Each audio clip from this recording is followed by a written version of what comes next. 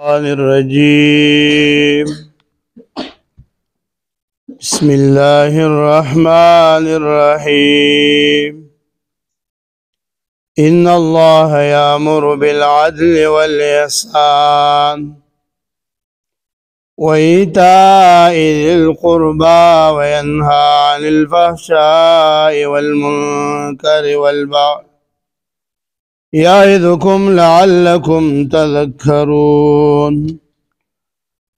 رب اشرح لي صدري ويسر لي أمري واحلل عقدة من لساني يفقهوا قولي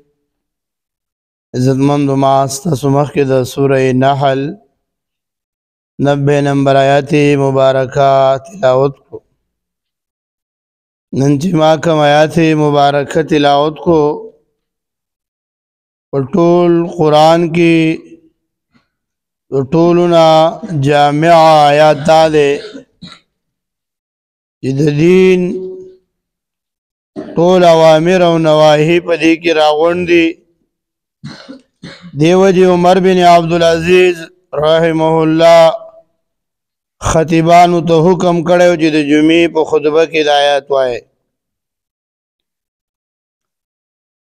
یو ځل حضرت عمر فاروق رضی الله تعالی عنہ په سفر روانو یو بل قافله ولیدا یو کس نوی پاسا تپوسو کا چې د قرآن د ټولو نه اعظم آیات کم یو دی التکس باسدو وی آیات الکرسی الله لا اله الا هو الحي القيوم دویم تپوس وکو په قرآن کې جامع آیات کم یو دی التکس باسدو وی ان الله یامر بالعدل والاحسان دا آیات وی بیا کس باسه تپوسو کو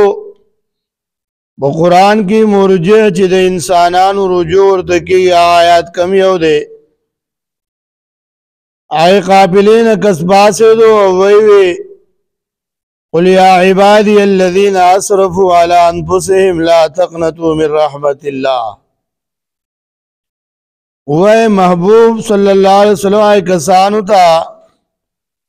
زیادہ اکڑے بزان دا اللہ دا رحمت نمن امید کی گئی حضرت عمر سے بھی واللہ فیکم ابن مسعود اللہ بذات میری قسم تاسو کی ابن مسعود دے وی بالکل مون کی ابن مسعود شتے ہا زکا غدا علم خزانوا فقیح صحابیو نیزت مندو دانننے آیات د قرآن د ټول جامع آیات دا آیات مبارکه ده او مخی آیات لکل شین داغی خلاصه ذکر کی پر آیات کی ها عثمان بن مظعون رضی اللہ تعالیٰ عنہ فرمائلو کہ اول ما ایمان صرف د حیا د وجې نه راوړیو د شرم او د حیا د وجې او چې دا آیات نازل شو نوی زما ایمان کلک شو مضبوط شو د نبی علیہ السلام سره می محبت سوا شو دارنگ اقسم بن سیفی رضی اللہ تعالی عنہ ہوئی ویزت لم چې نبی علیہ السلام راغه د قوم سرداروم چې میلاو شو مو سره وما ته قومي تمزا او دو کسان په مشوره ولېګل ما انت ومن انت دا تبوسونه د نبی علیہ السلام نو کړو ته څوک یو سوې نبی علیہ الصلوۃ والسلام انا محمد بن عبد الله محمد د عبد الله زویما او دا الله رسول یم دویم جواب دا ورکو او دا آیات مبارکه هغه دو کسان ته بار بار نبی علیہ السلام ته یاد شو او یې وس چرالو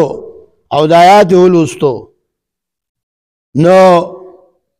هغه زړه ایمان کوشو دا جامع آیات چې دا پیغمبر بالکل حق دی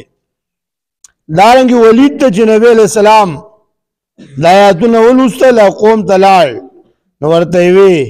چې داسې آیاتونه چې پای کې نورانیتو د دې لپاره څنګه او پاڼې وي او د دې لپاره قریب او چې خپل میوه ونیسي دا داسې جامع آیات دي. نو دې آیات کې عبد الله بن مسعود رحمه فرمایلی چې په قران کې حج جمع کون کې د خیر او د شر دی. نو عزتمندو الله فرمایي ان الله یامر بالعدل والاحسان یقینا الله حکم کوي په انصاف سره او په احسان سره. دی آیات کې احکام شرعیه دي ها تشریع دی دی احکام شرعیه په دوه قسم دي یو مامورات دي ابای سره اوامر حکم کړی شوی منهیات دي چې دای نه منع کړی شوی. بیا مامورات دوه قسم دي ها حقوق د الله تعالی او حقوق د بندگانو. منهیات هم دوه قسم دي بیا حقوق د الله تعالی په دوه قسم دي یو عقاید دي چې عقیده دې درست کړه د الله د توحید کا په عقیده کې ګور الله ملاوت نه مني په عقیده کې دي چې اونچ نیچو معمولی شانتي ټول اعمال در بربادي دیو جی عقیده بس صفا ساتي او الله مثالم پیش کړي دي صورت کې دې لګورا پي درکم یو طرف ته وینا بل طرف ته غشان مینس کی سوچو پي دي در کوم ته اس کې مسلمانا ستاسو طبيعت دونه خیال ساتما نو زما سره ولي خلق شریک عبادتو دویم قسم عبادت ها دویم دا اوقات او مقادیر دای کیفیات او طریقہ. نو بالعدل کې حق د الله تعالی اول قسم دی یعنی عقاید او عبادت توحید او ټول اعمال د توحید. او په احسان کې حق د الله دویم قسم دی یعنی طریقہ د عبادت طریقہ اوقات او آیت سنت ویل شي د نبی علیہ السلام هر عمل کوي په پیغمبر اسلام په طریقې کوه غم دی هادی دا ناس ته ولاړه مسلمان دا پنځه شپږ بوټه وجود دی دا په ست طریقه نو دای د پاره کپڑے لباس وختو وغیرہ دا ټول پکې شامل دي.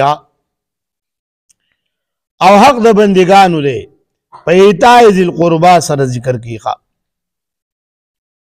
ذکر دی پدې کې کاغه نسبی رشتہ دار دی که سببی رشتہ دار دی یعنی عام مومنانو ته دای حقوق ادا کول دینی او دنیاوی حقوق ورکول دا ټول پکار دي ښا. وینها عن الفحشاء من کوي د فحشاونا. منهیات هغه په دوه قسم دي ښا حقوق الله حقوق العباد. حقوق الله کی بیا دو قسم دي یو هغه چې دای قبایح قباحت با قلو شر دوالو سره معلومیږي نو الفحشاء سره مراد شو چا ټول قسم د کفر او شرک پکې داخل دي دروغ لا کول زنا کول دا سړی بس دې عقل لري نو دې په پويږي ها. دویم ها چې دای قباحت صرف په شرع سره معلومیږي په شریعت سره معلومیږي. یو ها چې دا هي قباحت هغه په عقل سره معلومیږي عاقل نو هغه فحشا شو. بل هغه چې دا هغه په شریعت سره معلومیږي چې نبی علیہ السلام ذکر نو آیت منکر وي ښا. بدعات او عقاید او اعمال دا ټول په دې کې داخل دي ښا. المنکر کې اشاره ده حقوق العباد کی ظلم کول بیا په دوه قسمو لوی ګناه ده ته اشاره ده په البغي سره. حقوق العباد کی ظلم کول په بندگانو باندې لوی ګناه ده او البغي سره هغه ته اشاره وکړه یعذکم نصیحت کی الله تعالی لعلکم تذکرون پاره چې په نصیحت نه کار والے. نو درې مامورات او درې منهیات چې داین من ده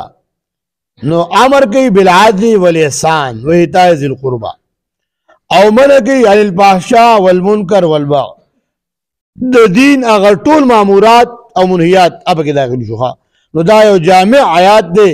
جمع کون کې د ټول دین دی ها لیکن د دین او خلاصه ذکر دا ان الله یامر بالعدل والاحسان یقینا الله تعالی حکم کوي په انصاف سره او په احسان سره و ایتاء ذی القربى او حقوق ورکول خپلوانو ته وینهى منک عن الفحشاء د بیانا والمنکر او د بدو کارونو والبغي او د ظلم کولونه یعظکم نصیحت کې الله تعالی لعلکم تذکرون دې لپاره چې په نصیحت نه کار والی ان الله یقین الله پاک یامر حکم کوي بالعدل په انصاف سره انصاف کو بار سکی انصاف کو په خبرو کې انصاف په تول کې انصاف په دین بیانولو کې انصاف چرته ګره ظلم ونه کی ول احسان او په احسان سره چې شریعت طریقې و پیجنا پای باندې عمل کوا دې احسان سره ګره موږ ظلم کوغه غم زمونږ د شریعت خلاف حادث زمونږ د شریعت خلاف